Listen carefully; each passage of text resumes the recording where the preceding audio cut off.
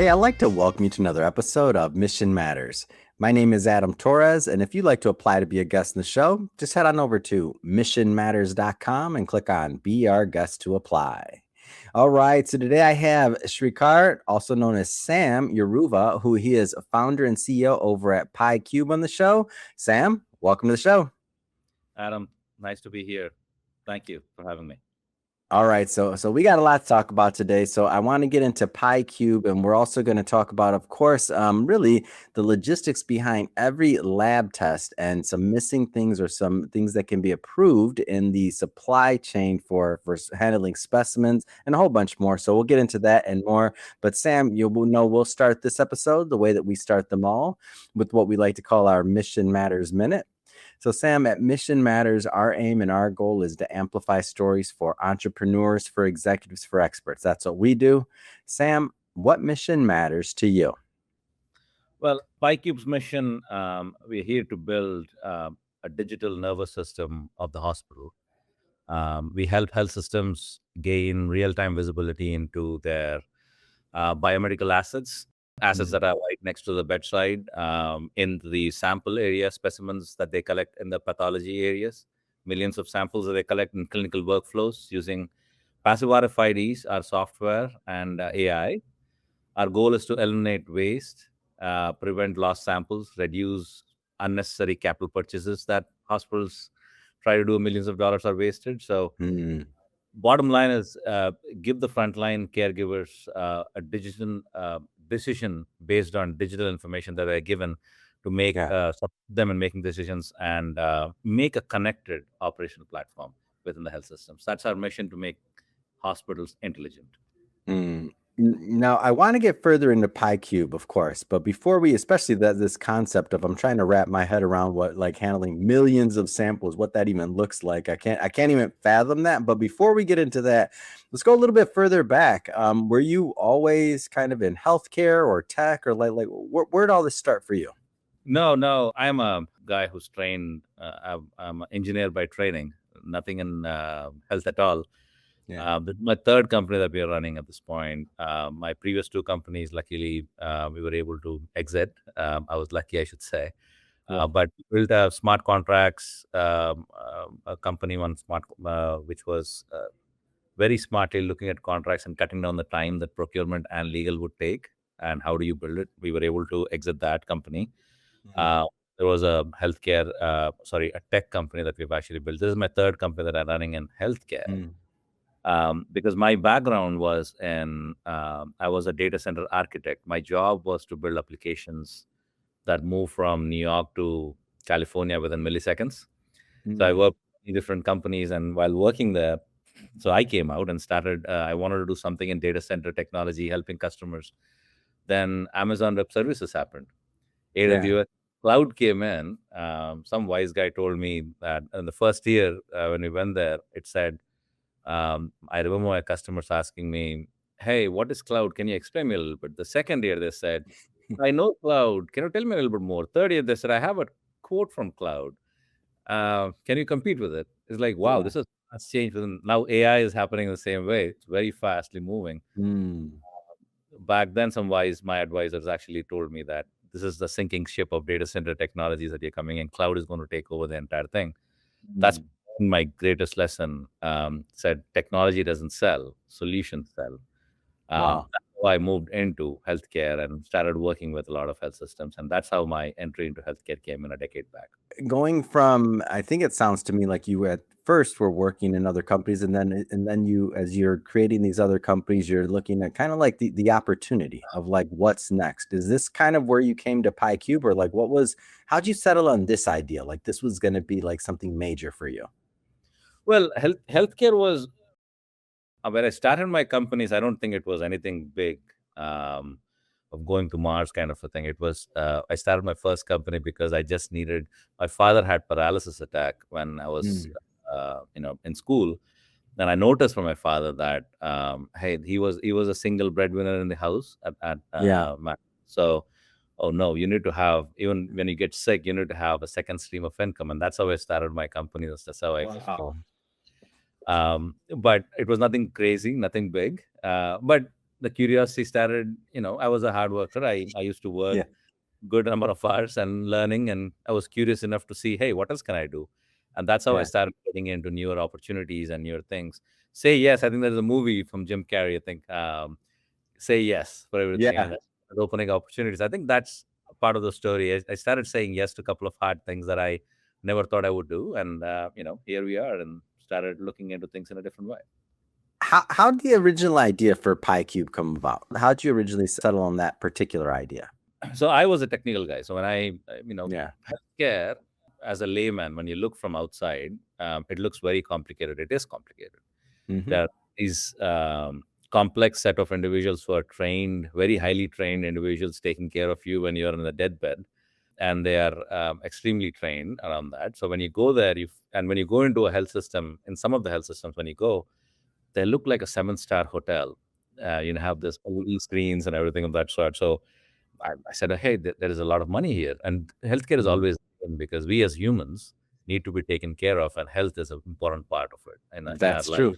Hmm. So I said, okay, let's do something. And probably part of my father, when he had a paralysis attack and passed away in 2 years, something in my head said, I have to do something in healthcare, make a dent in Mm. that. So healthcare was a common choice, got into that, started working with health system people. People told me, my friends told me, hey, healthcare is tough, man, don't get into it. I said, okay, fine. I started working with them. I started working with a lot of different companies, big health systems. Right. And when I started working, I told them, this is what I know. Can I serve you? And they would say, no, no, no, I don't want what you have. I have this problem. That's where solutioning started beginning up. Oh, Mm. no problem. I can solve it. How did you solve that? So I was a person outside who was looking at problems in the health system where the vendors were Interesting. solving them.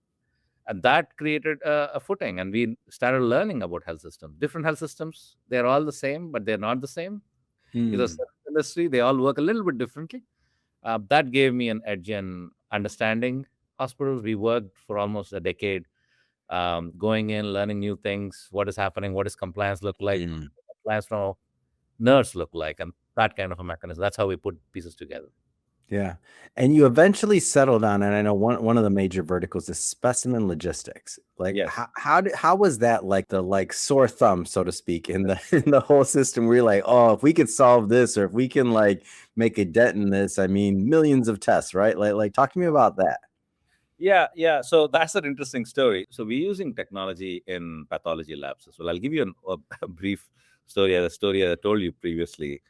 I reached out to one of my friends who was a vice chair at one of the big health systems, and she was a vice chair in pathology. And I was talking to her, having a friendly chat, and saying, "This is how healthcare is." And when you talk to the healthcare personnel and executives, you'll always hear, "This is not good, man. Healthcare is all broken," kind of a thing. So Yeah. that how do I help? How can I apply my skill set and my expertise into this? We are data people. We can actually bring in data. So she said, if you really want to help me here. Um, I just got 4 biopsies of small children who Mm. were under the knife, and we collected 4 biopsies. It took us 10 days before it got to the lab. Mm. Um, what does it mean? That means we collected the sample, it came to the loading dock, and they never Yeah. knew that they were sitting in the loading dock. After 10 days, they came to the lab, but then it was gone. Now, who's going to talk to the parents and ask the kids to go under the knife again? I from Wow. who's going to do it? And they're like, is it really happening? So I said, can you connect me with some more people? And we connected with the vice president of that company, and he said, yeah, that's normal. We lose organs, we lose kidneys sometimes, we lose livers. I'm like, what? In 21st century, you still have this? What is happening? Wow. Noticed that, Did you say we lose? Hold on, I want to make sure I heard that right. We lose liver? yes. Okay, I mean, continue. I just wanted to make sure I heard that correctly. Go that's the ahead. same thing. And it gives me shivers when Yeah. I heard that. It gave me shivers. But the guy was very casual. Yeah, it happens. It shouldn't Mm. happen, but it happens. And then I learned a little bit more about it. And when you go into those pathology labs, there are complex cases that they look at, some Mm. tumors, cancer cells, and everything of that sort. And they collect things in millions of dollars. Millions of samples are coming in every year. Yes. Well, one of the health systems we were working with, they have 17 million samples coming in. Second one is 12 million samples. So when you're dealing with Wow. millions of samples coming in with one health system, things happen. And especially the samples that are, irretrievable. That means once you take a tumor sample from a patient and if you Mm, lose, and I put my son in the middle of that. I said, what mm. what would I do if I had a problem in my family? What would my Wow. act be? And that's where we started saying we have to solve this problem. And we started Mm, doing, now we are providing solutions in that area. And we put all this, we learned about the market, we mm. applied technology, we took Apple's approach. We said, what is the customer experience? What is the experience that the patient wants? And what is the experience that the individual at a hospital want? And how do we apply the right technology and bring this together? And now we are able to take up this millions of samples that are moving in and out, Yeah. uh, help health systems to track them and visualize properly. And, Hmm. easiest thing is, save patient's life if possible. The best thing I could do is save a patient life if possible sometimes. Wow. And looking at, I want to stay in the beginning of the story a little bit longer here. So I know where you're at now, and we'll get further into that. But what is it? So now you have this problem. What do you do next? Like, I want to stay in that phase of it a little bit more. So you got this problem. You're like, okay, this is a big one. Like, Yeah. I can't believe this is happening. You're going out. You're interviewing / talking to other healthcare systems, other people. They're introducing you. What do you do next? Like, as a creator and as a developer, like, what do you do next? Interesting enough. So when you, as an entrepreneur, if someone in your audience is an entrepreneur, Oh, there's technology. many. They're listening. So what happens is, when you build a solution or when you find a problem for a solution, that's not enough to make Yeah. that. You need to know how to make it available for the customers, because every customer is different. I can't purchase. I want it, but how are you going to sell it? And Right. how can I adopt it? How can I maintain it? And how can I grow? So we as individuals, imagine, we are living longer Mm, in America and in the world, yeah. compared to a couple of decades back. We have more tests today. That means 20, 30 years back, I don't even believe that we have some of the tests, but now we have those tests and For we're sure. Yeah. able to test them out. So more tests are coming in, more diagnostics are coming in. We are living longer. So obviously, as And we it's get, only going to increase in the future. There'll be more tests. There'll be more insights for sure. Go ahead and continue. and how do you scale them, right? Whatever technology Mm, you're applying, how do you scale? How do you sustain this scale for the next couple of mm. years? At the same time, how do you, in the business model, how do you make it subscription based? How do you make it easy for the customers to consume this technology? Yeah. To adopt it. Yeah. Wrong. That's where my struggle is at this point of time, because every hospital, and educating the customer, that's the biggest piece of the puzzle. Because Mm, when you tell them that I've solved this problem or we have solved this problem, they're like, get out of here. But when you show it to them, they're like, oh, how did you show that? And you should see this. How the hell did you show this complex problem of millions of samples coming in? And we do a demo in yes. some conference room, and we bring in all the executives and sit them in one place. They're like, yeah, I've seen a lot of things. And one of the ladies, I think, recently, one of the health systems, without naming names, she was like, I have a Mm, dream of what kind of solution it should be. Let me see, Sam, if you've solved the problem. And he showed it in 10 minutes. I'm like, wow, you've been in my dream, man. This is exactly what I wanted. Because wow. everyone does the same thing. Now we are figuring out what is the best way of making it scalable throughout the health. Health Mm, systems are very big, man. These are pretty big businesses that are taking care of the communities locally. yeah. So they definitely have red tape. They have red tape. How do I consume it? I like this, but how do I get it? That Right. is we're actually working on. So any executives working on technology and business, that you need to have a proper mechanism to make it easy for the customers to consume the technology as well and scale with them, so they can Yeah. adopt in that environment. So that's what we're working on right now. Mm. When we talk about this future of what could be called connected healthcare, what's your vision, or where does PyCube fit? I remember talking to a CFO of a health system, a decent sized health system. He called me and asked, Sam, what do I do with health system? And I want to adopt AI. I want to cut costs. We are in Mm, loss. They're all in stress, right? We all know that hospitals are not doing so well. They're mm, non-profit, or 87% of hospitals, health systems in America are non-profit based. mm. That means they don't care about profits as much, but they do care about the bottom line. They run as a business, but they're Of non-profit. course. So, but they're big. a normal average health system is about a $4 billion revenue, Mm, right? So they make a lot of money, and they take care of a lot of millions of people. So he was asking me, how do I cut my costs and keep improving these new people who are coming in, because I can't right. sustain taking care of these, because their pressure from Medicaid is being cut down, the prices are cutting down. So my money is coming down, and how do I take care of these guys? And I want to survive. I want to survive here. So he was Yeah. asking me how to apply AI. How do I make it intelligent? So I told him, and he was telling me that one of his friends told him that healthcare cannot apply AI, and you have to change all your processes. And I said, no, no, no, wait.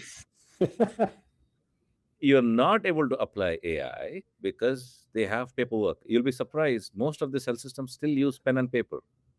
Mm, Adam took something from me, a $20,000 asset, a mobile ultrasound machine. You write it mm, on a paper saying Adam took it. That paper is somewhere, and you're putting it in the logs, but I don't know who took it. You know, yes. 25,000 is not found again, right? Wow. So when you digitize these processes in a proper way, you can take an example of Uber Eats.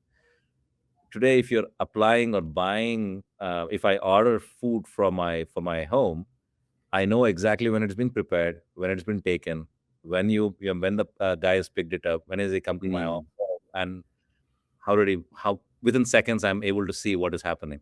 That right. is missing. Once you do that, you are able to analyze the data of seeing, should I increase or decrease the time of that courier? Should I change? Mm, Without that, if you're pen and paper, there is no improvements.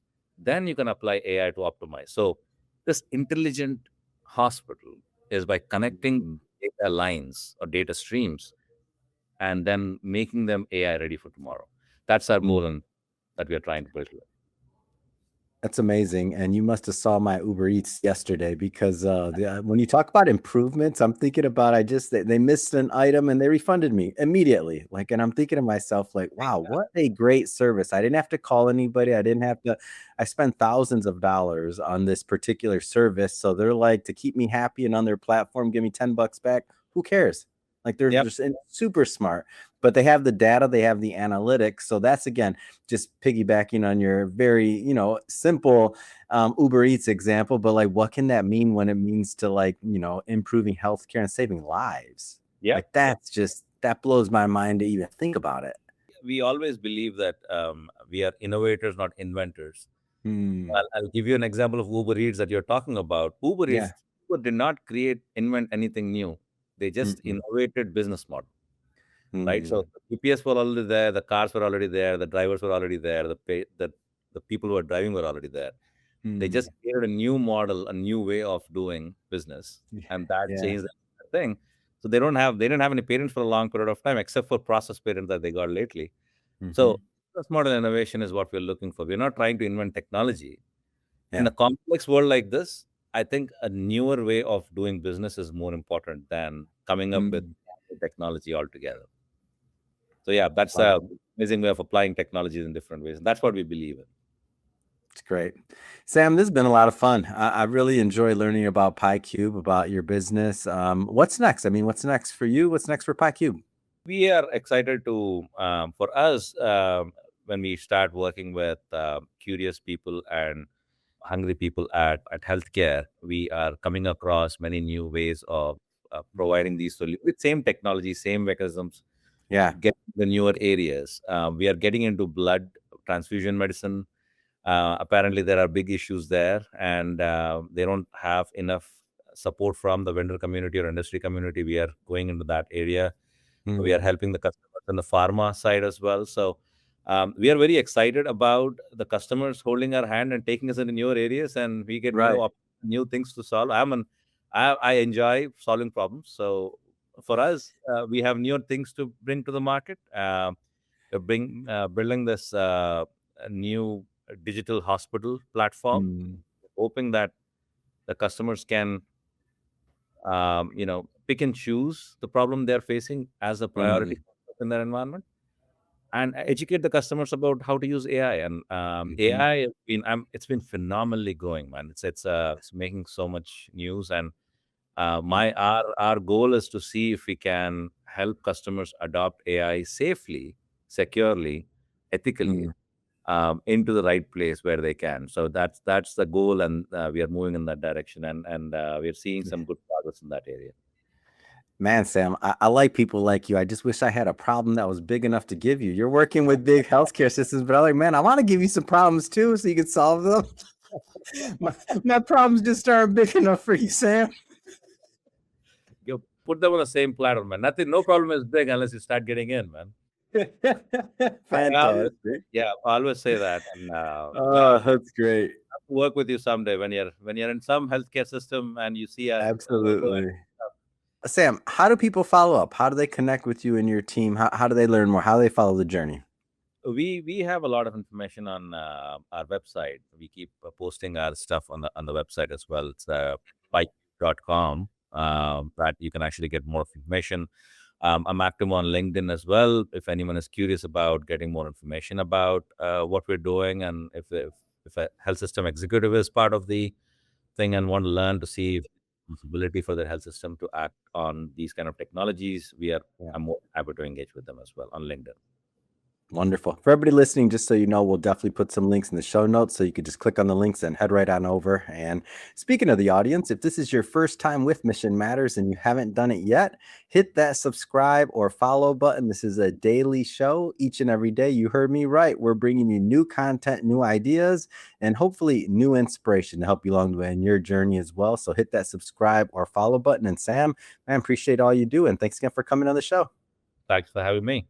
Thank you, guys.